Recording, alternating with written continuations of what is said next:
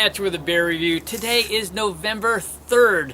Life is all about perseverance, my friends. That's just the truth. That really is. Dealing with the back thing, the bulge disc. Finally got the meds down so I can sneak in a beer on the weekend. That's right. So we're gonna do a beer review. Here we go. All right.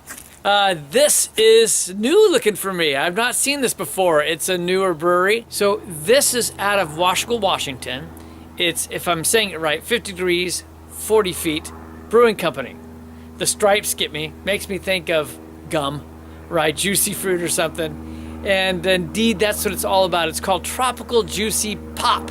I like the sound of that. And it's got some fun stuff going on it. Here we go. It's talking about some of the hops it features. It has El Dorado, Citra, Vic, Secret Hops, but what's that interesting one in the middle? It's called Strata. What is Strata? Let's talk about that briefly. This one is a locally created one. It's developed by Oregon State University and Indie Hops. Indie Hops consist of Roger Worthington and Jim Solberg. They teamed up with OHSU to develop this open pollinated pearl variety. Try that one. That's an interesting sounding one. And Indie Hops has contracted already 70 acres. Well, that was over a year ago to grow Strata for the next season. So you're going to see more of that coming in the market. Roger Worthington also owns, by the way, Worthy Brewing out of Bend, Oregon. They make some great beers. So this is described as having tropical notes, citra notes, and dank notes, similar to that of cannabis. So that, along with these other hops, this should be fun. Let's get it cracked open. I haven't been drinking a lot of beer, so this should help with the pain. That's right, I am on some painkillers, but you can already smell it. All right, it's just a nice golden color. That's what I got here. You might get some additional hues. I see bubbles rising up. It's a very thin head, but let's get into the nose.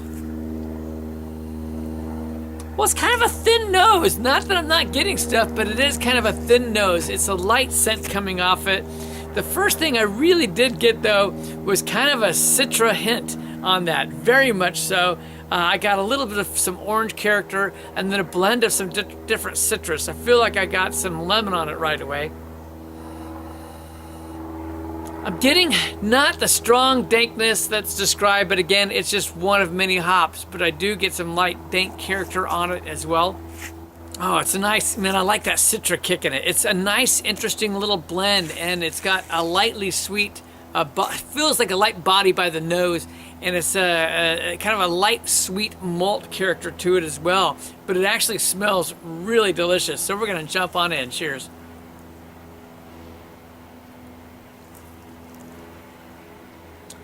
That's nice. With tropical pop, I'm expecting a pop. It doesn't have quite that big pop. It's not like a big, juicy, sweet beer. So as far as the name, it was named wrong. What can I say? That's just named wrong. But it's a very good beer. So let's not take anything else away from it. It has a light, sweet base malt, exactly what the nose. It just followed right through on that. The exception being the dankness. The dankness really comes through in the taste. There ain't no missing that. And it's not just a bitterness. There's some light bitterness to it, but it is definitely a dank bitterness. I don't enjoy cannabis myself, but I know plenty of people who do, and I know that scent well. And it has that kind of character in the taste. Just like the nose, I get a light orange character to it. I get a nice, light, easy malt type character to it, lightly sweet. But once you get a couple sips in, that dankness on the back of the throat, the top of the mouth, and the back of the throat is there. It's permanently affixed. And I prefer to have that not hang so strong. Moderately dries off on the palate. It's almost slightly towards the crisp side, but not quite. But it's really easy drinking. I mean, it is super easy drinking. It's a very, very pleasant beer to drink. I'm going to take a moment with this, and I'll be back with some numbers. Okay, I did a little shout out on the name. and my good buddy Steve Mertz. That's right, the Canadian Sasquatch down there in Houston, Texas. He came back and he explained this to me. He says, Kev, that's 50 degrees and 40 minutes. It's a location thing, as I thought. But thank you, Steve. I do appreciate that. I have no problem being corrected. Life's a learning experience, right? Okay, well, what can we learn from this? We can learn that, they need to balance this a little more for me, just in terms of that dank bitterness on the backside. But it's a really good beer. I'm thoroughly enjoying it. Now, I wouldn't really call this session. It is 6.8% ABV. It's 60 IBUs. But nonetheless, just the way that it feels light on the palate, very deceiving at 6.8%. It drinks really easy. 10 years ago, this would rank really high, I think, in my book. We make such extraordinary IPAs these days. It makes it a very tough thing, the market these days. I'm going to say that this is a very good beer, and I'm going to rank this one at an 88 for style. Overall, I'm going to go down to 86, and that's for two reasons. One, it doesn't really live up to the name. The hops in it lives up to those hops, but not the name, not tropical juicy pop, not at all. They had some of the right hops, they just didn't balance them probably correctly, I would say.